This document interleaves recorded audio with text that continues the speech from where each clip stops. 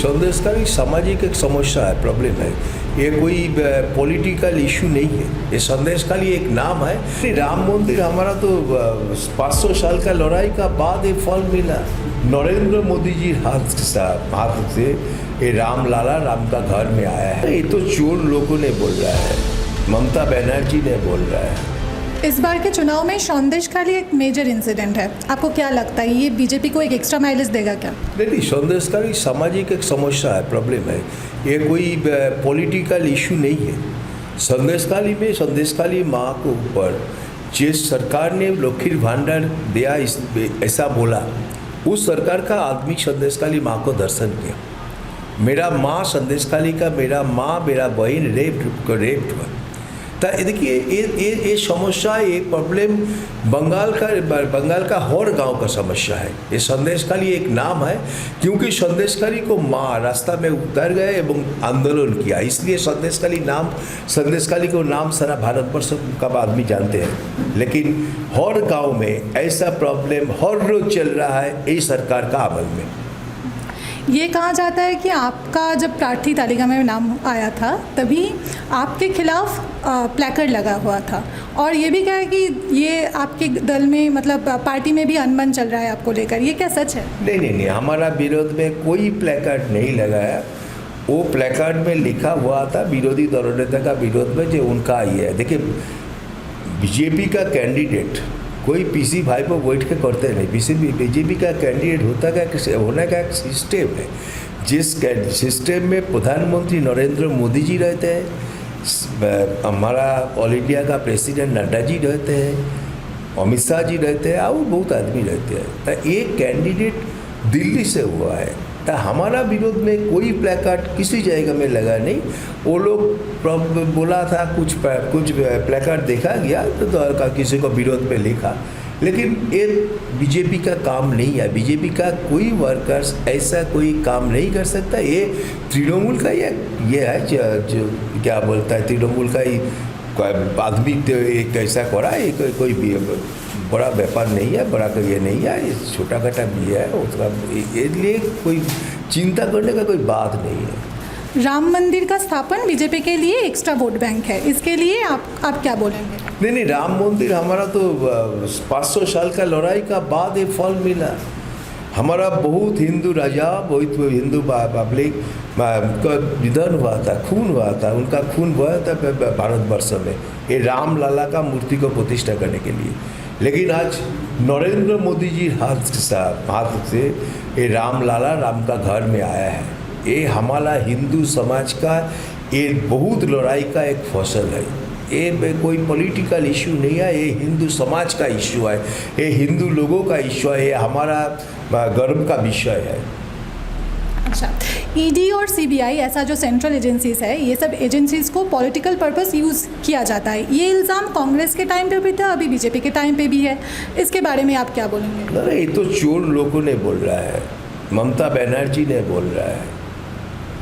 वो मौत शराब केलेंकारी का नायक केजरीवाल ने बोल रहा है। अरे भाई, चोरी किया तुम लोग, एजेंसी का क्या है? जब अमित शाह जी का अगेंस्ट में मामला हुआ, अमित शाह जी एक बार के लिए तो एजेंसी का विरोध में बोला नहीं।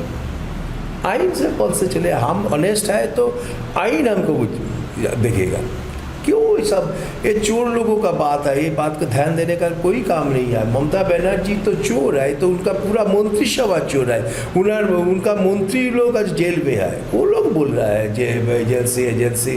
ये बंगाल में एक कहावत है, चोरेर मायर बड़ो वाला।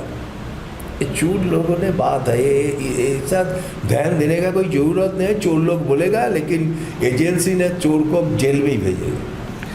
आप उस समय जिन लोगों के साथ टीएमसी छोड़ के बीजेपी में ज्वाइन किए थे, उन लोगों में कई लोग अभी फिर से टीएमसी वापस गए हैं, पर अभी अब तक आप बीजेपी में ही हो, तो क्यों हो, ऐसा क्यों है? देखिए, किसी को विरोध में लड़ाई करने का लिए अलग क्षमता रहना चाहिए, साहस रहना चाहिए। किसी आदमी का अंदर में से साहस नहीं है, इसलिए वो लोग फिर तृणमूल में टीएमसी में चला गया। लेकिन जाने का बाद क्या मिला? आज राजीव बंदोपाध्याय का ये क्या है? वो नहीं। हम लोग आए थे तृणमूल का चोरी का विरोध में, दुर्नीति का विरोध में लड़ने के लिए आया है। एवं मैंने हम लोग कन्फर्म ये है हमारा जे बीजेपी एकमात्र पॉलिटिकल पार्टी है, नरेंद्र मोदी एकमात्र लीडर है जो दुर्नीति का विरोध में सटीक आंदोलन, सटीक लड़ाई लड़ती है। इसलिए हम बीजेपी में हैं एवं बीजेपी में ही रहेंगे। दमदम एक इंडस्ट्रियल इलाका है। दमदम एक इंडस्ट्रियल इलाका है, तो अगर आपके पक्ष में चुनाव का जो फल है वो आए तो आप क्या सोचेंगे? वंश जो शिल्प है इधर, वो शिल्पों का ज़मीन में शिल्प ही बनेगा, कोई मल्टी स्टोरी बिल्डिंग नहीं। यहाँ का शिल्प बहुत ये है, शिल्प था इधर। सीपीएम का अमल में शुरू हुआ था जे शिल्प बंद होने का, शिल्प का ज़मीन में multi storey building, housing complex बनना। ये सरकार का अमल में ऐसा ही चल रहा है। हम एक बात बोलना चाहते जे बंद शिल्पों का ज़मीन में नया शिल्प ही बनेगा और अलग कुछ नहीं होगा। इधर इंडस्ट्री का बढ़ावा देना चाहिए एवं देगा। नरेंद्र मोदी जी उन्नयन के लिए जैसा काम कर रहा है इधर भी वैसा ही होगा एवं इलाका का उन्नयन होगा। मुकुल राय के साथ बात होता है आपका? नहीं, अभी तो कम होता है। मुकुल राय असुस्थ है, उनका साथ बड़ा, अभी तो इलेक्शन है, टाइम भी नहीं है। मुकुल राय आए, घर पे आए।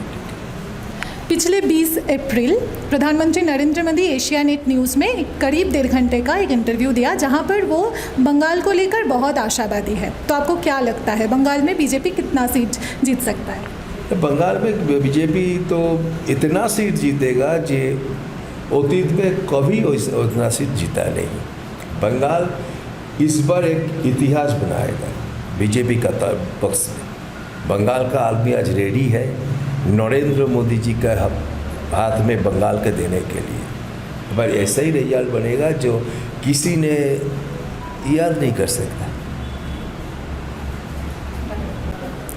इलेक्टोरल बॉन्ड को लेकर बीजेपी के खिलाफ बहुत सारी अभियोग है। हाँ, अभियोग कौन पार्टी कर रहा है? अभियोग क्या कर रहा है? अभियोग कर रहा है जो सबसे ज़्यादा रुपया बीजेपी का बीजेपी को मिला, ये तो बोला। तो हमारा 303 एमपी है, हमारा 17 राज्यों में हमारा सरकार है, तो हमारा तो ज़्यादा मिलेगा ही। अरे भाई, तुम्हारा साथ कितना एमपी है, ये तुमको सब मिलेगा। अब देखिए ये इलेक्टोरल बॉन्ड में वो लोग बोलता है जे रुपया कहाँ से आया। सबसे ज़्यादा रुपया बीजेपी को जैसा मिला, अब बीजेपी को ही जो आदमी बीजेपी के लिए बॉन्ड ले उनको वो सब आदमी आपका नाम उनका नाम प्रकाश में बोल दिया। लेकिन तृणमूल कांग्रेस का जो मुखपात्र है, जो स्पोक्स पर्सन है, वो लोग बोला जे कौन दिया हमारा मालूम नहीं है। वो लोग बॉन्ड लेके हमारा डाक बक्स में, हमारा पोस्ट बॉक्स में फेंक दिया। ये ऐसा ही प्रमाण हुआ जो बीजेपी को जो लोग रुपया दिया, बॉन्ड लिया जो लोग, वो लोग डांट से बोला कि हम रुपया दिया।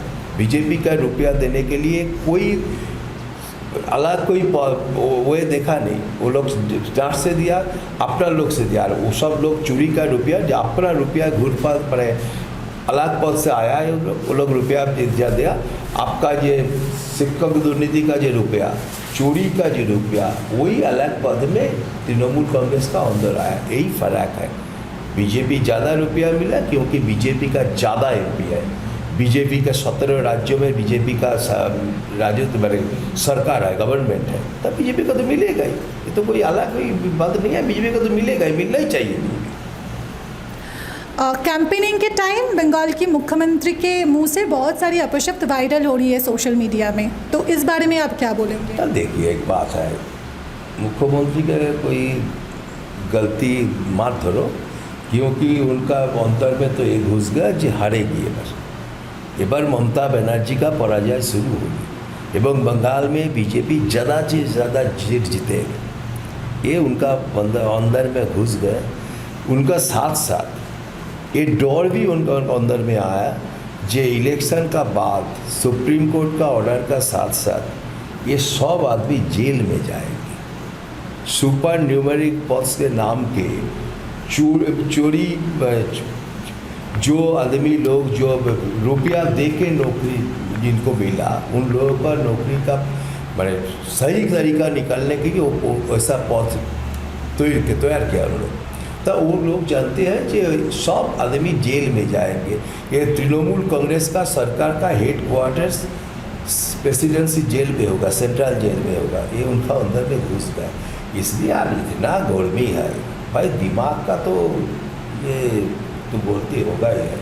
मुख्यमंत्री का अंदर में एक डर, उनका साथ साथ इतना गर्मी, इसलिए अब शब्द में वो गाली देता है और मंच से वो गाली देता है। जो गाली माने कोई भद्र आदमी, कोई जन्म माने शिक्षित आदमी मुंह से नहीं निकलता है, वही उतना बात, उतना शब्द भी यूज़ करते हैं। ये उनका क्या करे भाई, एक दिखे हारेगी, एक दिखे इतना गौरव, दिमाग का ये संचलन थोड़ा सा ये हो गया उनका, वो क्षमा दीजिए, ये कुछ नहीं है होगा, वो तो क्या करे वो लोग। ठीक है, चुनाव के बारे में और भी अपडेट पाने के लिए देखते रहिए एशिया नेट न्यूज़ और उसके साथ चैनल सब्सक्राइब करना मत भूलना।